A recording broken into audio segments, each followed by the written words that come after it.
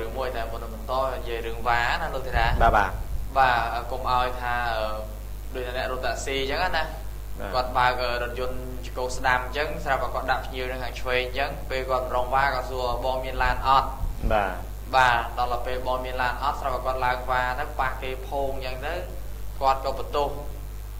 bà bật tô hồi nè chi chỉ muối tha bom mấy cô miền lan cũng prap nhưng tha một ai xui cho miền lan ọt cho mình đắng một trong ba miền lan thôi miền lan thôi một xu lan ở việt mốc anh đắng nhưng prap và đây là sao ta ở hai chị rừng môi rừng lên thế đấy chia ca ra làm lực môi đài coi chia ở rừng hai môi đài thằng hai cao miền lan một đài và chứ cứ cho mà xong lực rừng môi được hàng ở vùng mồm cứ slappy nè ở vùng buôn nè đòi xa rồi dân pi kêu bốc nia lơ còn đặt lời trên lên bằng pi mà lúc pi nè ban slap nó nâng gần lại nâng ở buôn nè xây tiết bàn rong ở buôn từ bàn kia bình chu tới dịch luôn nơi một tí bên nông hai ca kêu thằng chả ra cho rồi thốt môi bàn ca lang rồi lơ còn đặt lời trên lên bằng vỡ nơi chúng nó chùm ca cô khung đá sọc 11 rồi viên nâng rồi dân Samsung đập chuẩn lung mà rịch bốc nia chỉ môi nâng rồi dân Hino đập tụm lên pin tụm hưng ca pi vì lia mong bay đằng sai xong tôi vào đằng sang sắp vậy tiếp lư ngay tiếp rồi bốn khai cả nhà lô với đá này tray mình ấy hạ và cứ pe ấy hạ và cứ atk là cô ba sọc 11 bàn pram ở đằng tha nè slap ở trong hai ca nô cứ miên môi mua âm pech pet proอายุ27 ឆ្នាំvà cứ nơi khung trong va khung của lab sọc bị chân vào đây khai bị chết nè ba bò rồi dân Samsung nhưng tivi mua hong ram pet pro อายุ21 ឆ្នាំទីលំនៅក្នុងភូមិចង្វាឃុំកូឡាបជាគ្រូរថយន្តចំណែកអ្នករបួស4នាក់ដែលជិះរថយន្តបាទ Hino មួយគ្រឿងគឺមានមួយឈ្មោះ Lina ភេទប្រុសអាយុ24ឆ្នាំនៅក្នុងភូមិរកាកោងឃុំរកាកោងស្រុករកាមាសខេត្តកំពង់ចាមកងមាសបាទសំទោសបាទស្រុកកងមាសខេត្តកំពង់ចាមអ្នកបើកបរថយន្តធំរងរបួសស្រាលពីរគឺឈ្មោះឈៀននីនាងភេទស្រីអាយុ52ឆ្នាំរស់នៅក្នុងភូមិផ្សារក្រចេះក្រុងក្រចេះខេត្តក្រចេះរងរបួសស្រាលទី3ឈ្មោះរនភេទប្រុសអាយុ21ឆ្នាំរស់នៅក្នុងភូមិរកាកោងឃុំរកាកោងរងរបួសធ្ងន់និងទី4ឈ្មោះ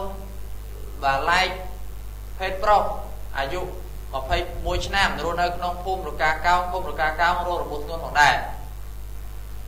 បាទហើយ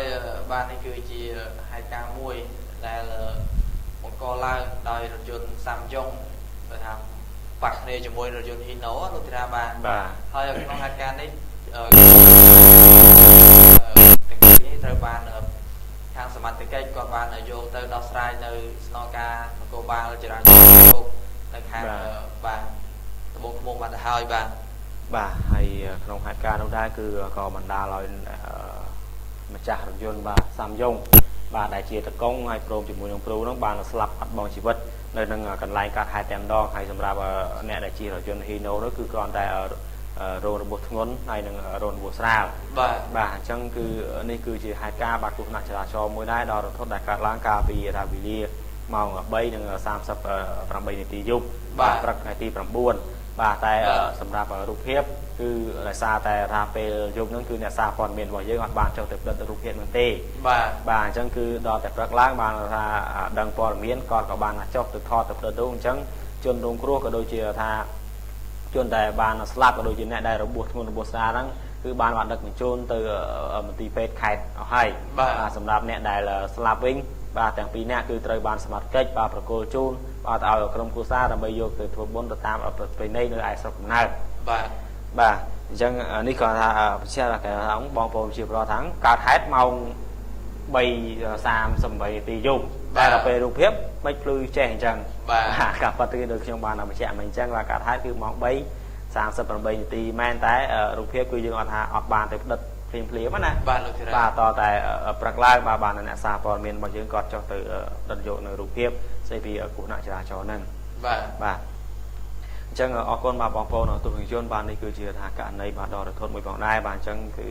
តាកន្លងមកបាទរកកម្មវិធីរបស់យើងចុងបន្ទាប់ពីអ្នក បាទក៏បានថាតែងតែថាសំណូមពរក៏ដូចជាក្រៅរំលឹកដល់បងប្អូនជីវរដ្ឋរបស់យើងដែលគាត់ធ្វើដំណើរតាមដងផ្លូវហ្នឹងបាទក៏សូមថាមេត្តាបាទប្រុងប្រយ័ត្នបាទចំពោះការបើកបរឲ្យគោរពច្បាប់ចរាចរណ៍បាទកុំបើកបរក្នុងលំបឿនលឿនរបស់ហួសកំណត់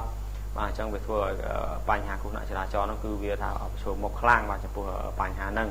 បាទអញ្ចឹងមានតែថាយើងទាំងអស់គ្នាទេដែលជាថាកុងក៏ដូចជាថាដែលជាអ្នកអភិជាយានយន្តហ្នឹងទេអាចបញ្ជានៅបញ្ហាគ្រោះថ្នាក់ចរាចរណ៍នឹងបានបាទអញ្ចឹងអរគុណបាទបងប្អូនទូរទស្សន៍ជនហើយបន្តទៀតបាទខ្ញុំនឹងលើកយករឿងមួយទៀតដើម្បីមុខជម្រាប